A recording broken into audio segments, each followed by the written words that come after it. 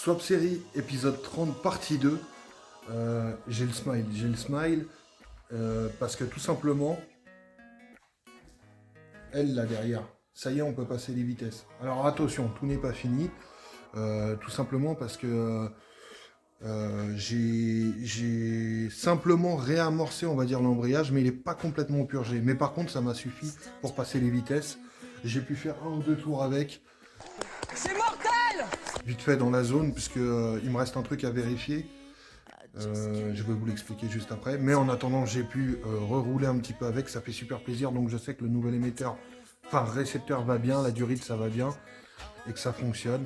Ça a été une tannée, je vais vous montrer pourquoi. Bah tout simplement parce que mon ami Pascal m'a prêté ce compresseur avec le purgeur, sauf que je pense que ce compresseur est trop petit et qu'il y avait trop d'air dans le circuit pour que ça amorce bien, puisque ça sortait qu'une goutte par une goutte et c'était une galère. Donc ce que j'ai fait, je l'ai mis quand même en aspiration et moi j'ai amorcé à la pédale là-bas. Il m'a fallu quand même près de 2 heures, voire 2 heures et demie pour que ça commence à amorcer. J'ai senti que la pédale se durcissait. De là, bah, j'ai réussi à... Bah, j'ai fait des tests, puis j'ai pu passer les vitesses. Alors croyez-moi que le premier truc que j'ai fait, c'est aller faire un tour dans la zone.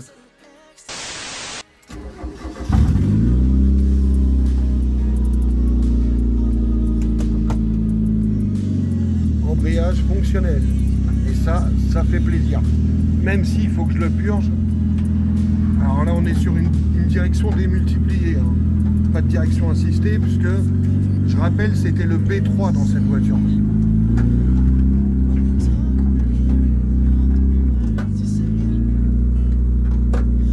Voilà, donc les vitesses passent. C'est plutôt cool. Et ça fait super plaisir de pouvoir la reconduire. Ça veut dire que je recable mes longues portées, je fais un peu le ménage dans l'habitacle, au niveau des faisceaux et tout. Et je vais pouvoir l'emmener sur des rassos. Et ça fait putain de plaisir parce que ça fait très longtemps que je bosse sur elle et que je suis retardé pour des trucs à la con, style manque de matériel ou personne pour m'aider sur le moment où j'en aurais vraiment besoin. Donc super cool.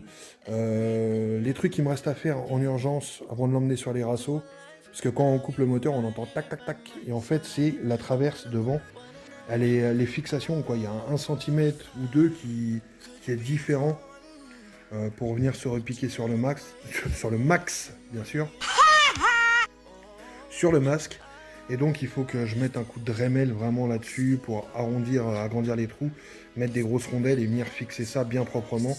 Puisque là, la traverse est fixée à l'arrière, elle est fixée de chaque côté de la boîte à l'arrière et à l'avant par les supports de boîte, mais il manque les deux vis à l'avant. C'est 3 fois rien, mais il faut que je le fasse. C'est important. Il me reste les longues portées à faire et il faut que je vérifie. Quand j'avais swappé ce bloc, j'avais dû garder pour des questions de hauteur de capot le radiateur de la BA, donc de celle-là. Le truc, c'est que la sonde n'était pas... Enfin, les connectiques de radiateur, c'était pas les mêmes, donc de ventilateur, pardon. Donc ce que j'ai fait, je les ai coupés et j'ai rechanté avec les bonnes connectiques des générations qui vont avec ce bloc. Sauf que j'ai aucune idée de si ça se déclenche bien ou pas, si mon branchement est bien fait. Donc dans le doute, à chaque fois je démarre et je roule pas longtemps, vraiment très peu de temps pour éviter la surchauffe au cas où. Mais en tout cas, le swap est effectif, il fonctionne, ça fait longtemps. Mais là, je peux la rebouger. Ça fait hyper plaisir. Là, j'ai fait un tour. Honnêtement, bon, c'est même pas une question que si l'essence n'était pas à ce prix-là, parce que j'étais tellement à bout que j'aurais pu dépenser des milliers et des juste pour faire un tour de pâté de maison.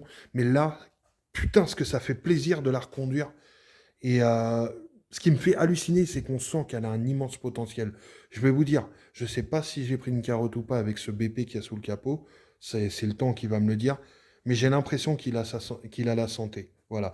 Est-ce que c'est ça? Est-ce que c'est le fait qu'elle est en admission courte, avec échappement libre, avec pompe gros débit, régulateur de pression d'essence, et que le Val m'a rajouté 15 degrés d'avance? J'en sais rien. Tout ce que je sais, c'est qu'elle a l'air de réagir un truc de dingue. Et donc, j'ai hâte qu'on passe sur ce bloc-là qui est fondamentalement le même, mais en préparé. Et j'ai encore plus hâte qu'on lui ajoute le collecteur avec l'escargot et le gros échangeur frontal en bas avec la dump. Voilà. J'ai hâte en fait qu'elle soit terminée parce que putain, le projet il est à ça d'être terminé. On va dire ce que j'aimerais vraiment aussi en prochaine étape, l'échappement et l'arceau. Vraiment l'arceau, puisque pour démarcher du sponsor, rien de mieux que l'esthétique. Réellement, vous pouvez avoir une voiture pourrie sous le capot et avoir une esthétique vraiment travaillée. Tout de suite, c'est l'apparence, c'est comme dans tout en fait. Ça fait plus sérieux et les sponsors vont vouloir investir dedans, ou du moins investir du temps.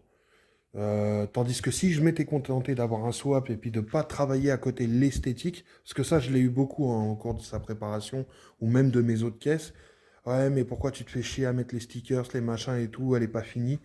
Bah voilà pourquoi. Puisque avec des sponsors, alors pas celle-là, enfin parce que bah, je suis ici et puis qu'elle n'a pas couru encore, mais avec ma première 323F, pas ma première F de drag, on va dire, de piste, bah, les sponsors, il a fallu travailler l'esthétique et plus j'avais de l'esthétique travaillée, plus j'arrivais à avoir des sponsors et plus j'arrivais à obtenir bah, des partenariats, tout ça. Donc c'est hyper important, c'est aussi important que la mécanique. Et à contrario, si vous avez une belle esthétique, que vous avez, ce qui n'est pas encore tout à fait le cas, il faut encore l'améliorer. Même si moi je suis amoureux de ma voiture, il y a encore plein de détails à travailler. Si vous avez une belle esthétique et que vous avez plein de sponsors et que en fait vous vous faites larguer sur la piste parce qu'il n'y a rien sous le capot, bah vous les perdez les sponsors. Donc c'est un savant mélange des deux. C'est un savant mélange des deux. C'est une stratégie. Il y a un petit côté RPG dans tout ça. C'est très important de travailler l'esthétique d'une voiture pendant que vous la préparez, puisque ça peut vous aider à démarcher des sponsors, ce qui peut vous faire des économies considérables sur des pièces ou de la main-d'œuvre, et aussi vous sortir de la merde des fois. Donc voilà, je pense que demain, ça va être la purge qu'il faut, hein, la purge qui va bien.